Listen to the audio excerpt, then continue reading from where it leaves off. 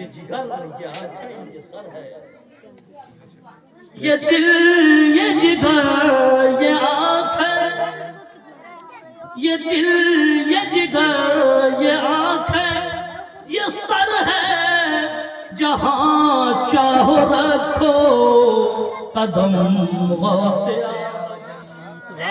آدم۔ آپ یہ فرما رہے ہیں کہ میرا قدم تمام اولیاء اللہ کے گردن پہ ہے، مگر خواجہ کا یہ حال ہے کہ یہ دل یہ جگر یہ آنکھیں یہ سر سب قربان ہے۔ آپ جہاں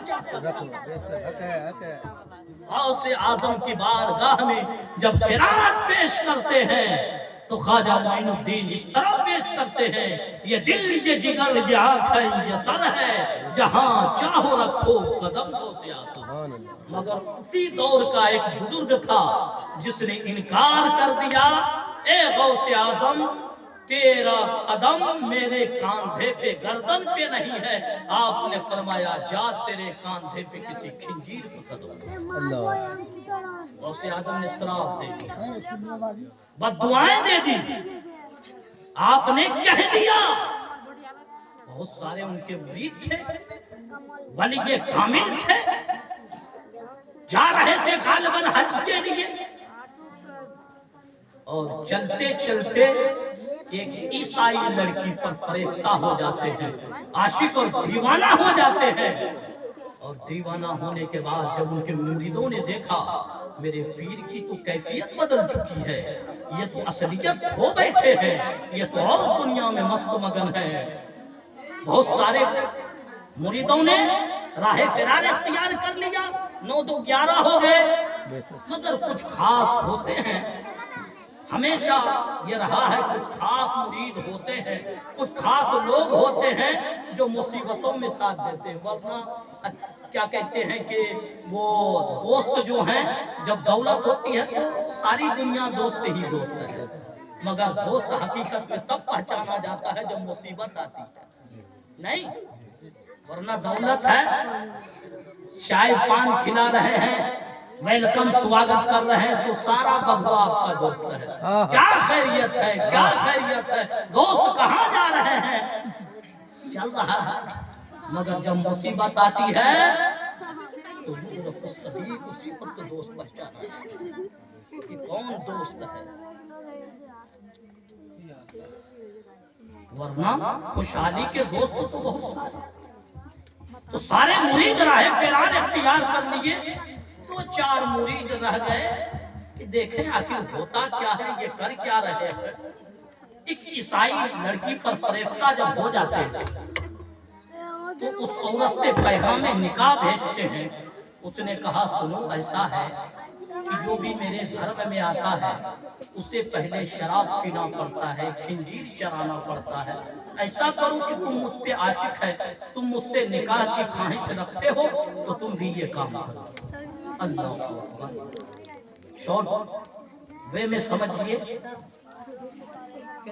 کہ وہ بھی ان کے ساتھ ہو لیتے ہیں، اور جو خنجیر چلنے سے عاجز ہو جاتا ہے، چل نہیں پاتا ہے، اس خنجیر کے بچے کو کاندھے پہ اٹھا کے رکھتے ہیں، اور جیسے کاندھے پہ اٹھا کے ڈال رکھتے ہیں اسے یاد آتا ہے کہ غوث آدم نے شراب دیا تھا، جا تیرے کاندھے پہ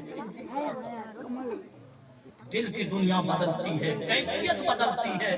انہی مرید وہ لوگ جو ان کے ساتھ میں رہ چکے تھے کہا ایسا کرو مجھے قیدیوں کے طرح زنجیروں میں جکڑو، میرے ہاتھ پیر کو باندھو، جس طرح ایک مجرم کو لے جایا جاتا ہے، مجرم کو پیش کیا جاتا ہے جج کی بارگاہ میں، اسی کیفیت سے گھسیٹتے ہوئے میرے دست و پا کو باندھ کر غوث اعظم کی بارگاہ میں لے کر چلو، تاکہ غوث اعظم سمجھیں گے کہ یہ مجرم میری بارگاہ میں تلافی کے لیے آیا۔ اللہ اکبر میرے دوستوں، میں یہاں پہ جو اشارہ آپ کو دینا چاہتا ہوں بڑی قیمتی اشارہ، غوث اعظم کی بارگاہ میں جب لے جایا گیا ہے، غوث اعظم کی بارگاہ میں گڑ گڑا رہے ہیں، اے غوث اعظم ولیوں کے سردار غلطی ہو گئی تھی معاف کر دیا جائے، بھول ہو گئی تھی تلافی دے دیا جائے۔ میں پوچھنا چاہتا ہوں غوث اعظم سے بغاوت کرنے والا اگر ولی ہوتا ہے ولایت سلب वली से बगावत करे तो उसका अंजाम क्या होगा? उसने गौसे आजम से बगावत किया था। गौसे आजम भी वली है, वो भी वली है, मगर गौसे आजम की बगावत के सीना में क्या मिला? विलायत सल्ब कर ली गई, विलायत छीन ली गई है। और फिर गौसे आजम की बारगाह में जब तलाफी ले जाती है, गौसे आजम दुआ करते हैं तो विलायत वापस कर दी जाती है। तुम कितने को क्या बना चुके हो? तुमने किसको वली बना दिया है? बिगाड़ दिया। तुमने कितने को नमाजी बना दिया है? नमाजी बनाया भी है, फजर पढ़ रहा है तो असर गायब है, असर पढ़ रहा है तो मगरिब गायब है। ये नमाज पढ़ना बनाना कोई नमाजी? नमाजी का मतलब है नमाज पढ़ने लगे तो नमाज पढ़ने लगे कि गौसे आजम 40 साल तक इशाम की वजह से। अच्छा, मैं भी रहता हूँ उधर इलाके में, देखता हूँ लोगों को क्या हाल है। लोग बड़ी नमाज का ढिंढोरा पीटते हैं। मैं देखता हूँ जब मकई का सीजन रहता है, बगल में मस्जिद है, तो पूरे दिन मकई रोपने में लगे हैं, कोई फर्क नहीं है। मगर जब काम नहीं है तो नमाज की पाबंदी है, और जब काम नहीं है तब नमाज की पाबंदी। अगर मिल गई ज्यादा तो 40 दिन।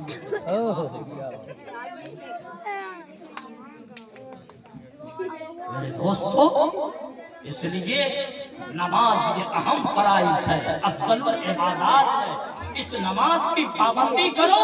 हमें 11वीं की नियाज भी करनी है, नमाज भी पढ़नी। ऐसा कोई न कहे कि तुम 11वीं वाले हो, सिर्फ नियाज करते हो। ऐ मुसलमानों, भगवा की सरजमीन पे बसने वालों, तुम्हें 11वीं की नियाज भी करनी है, तुम्हें नमाज। आज मेरा हाल क्या है? सुंदर मस्जिद बननी चाहिए, डेकोरेट होना चाहिए, संगे मरमर होना चाहिए। मेरे मस्जिद में जो है लाइट का पूरा इंतजाम होना चाहिए, चकाचौंध होना चाहिए। मुफ्ती साहब तशरीफ फरमा है, मैं तुमसे पूछना चाहता हूँ, मस्जिद का श्रृंगार और जीनत, डेकोरेशन और बेहतरीन उसमें रंगीन नहीं है, बल्कि मस्जिद की जीनत तो नमाजियों से।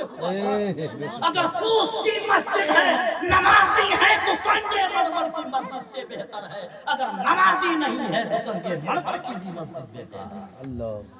हमने ये क्या समझ लिया कि डेकोरेट करना हमने बहुत बड़ा काम कर लिया, संगे मरमर की मस्जिद बना ली, हमने बहुत बड़ा काम कर लिया। नहीं मेरे दोस्तों, मस्जिद तो बना ली शहर में, ईमान की हरारत वालों ने। नमाज पढ़ेंगे ना आप लोग? खाली मूड़ी हिलाते हैं कि ना? पढ़वो कीजिएगा।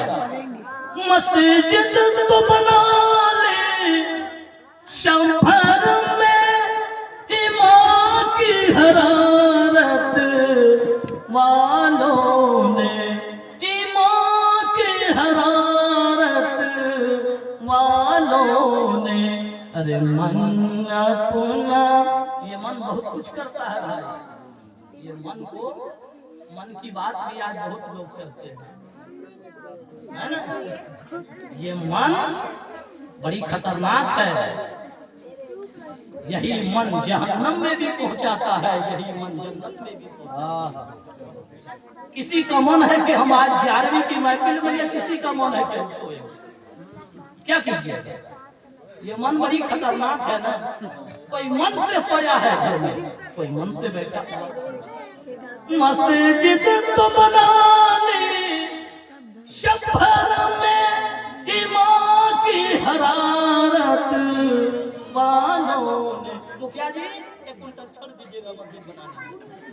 एमएलए साहब आप ईंटा ले लीजिए, फला साहब हबीब भाई आपको सीमेंट देनी है, साबिर भाई आपको गिट्टी देनी है। एक रात में जमा हो गई। मस्जिद तो बना ली शहर में, ईमान की हरारत वालों ने। शाद को बुला के फाउंडेशन भी खुदा नहीं, झटपट हो रहा है। मुसलमान है, एक रात में मस्जिद बन गया। बसटी हो, कटिहार हो, यहाँ वहाँ, बम्बा वाला तो इसके दिन में बना लिया। मन की बात है ना। मस्जिद तो बना ली शहर में, ईमान की हरारत والوں نے من اپنا پرانا پاپی تھا، برسوں میں نمازی بن نہ سکے۔ من اپنا پرانا پاپی تھا، برسوں میں نمازی بن نہ سکے۔ تو نماز پڑھیں گے کہ نہیں پڑھیں گے؟ آج کی محفل پاک میں جتنے لوگ بیٹھے ہیں، سارے لوگ مستحکم ارادہ کر لیں کہ ہمیں نماز پڑھنی ہے، تو سمجھ جائیے کہ آپ کی زندگی کامیاب زندگی ہے۔ آپ نے لاکھ مکان بنا لیا، دکان کر لیا، آپ کے دروازے پہ گاڑی، چھکڑے، بنگلہ سب کچھ ہے، اگر نماز نہیں تو دھواں جیسا کوئی۔ اگر کچھ نہیں ہے، پھوس کا مکان ہے، برسات کے موسم میں پانی ٹپکتا ہے، عبادت گزار ہے، تو قسم خدا کی حدیث میں آیا ہے، اس گھر کی زیارت کے لیے رب کے فرشتے اترتے۔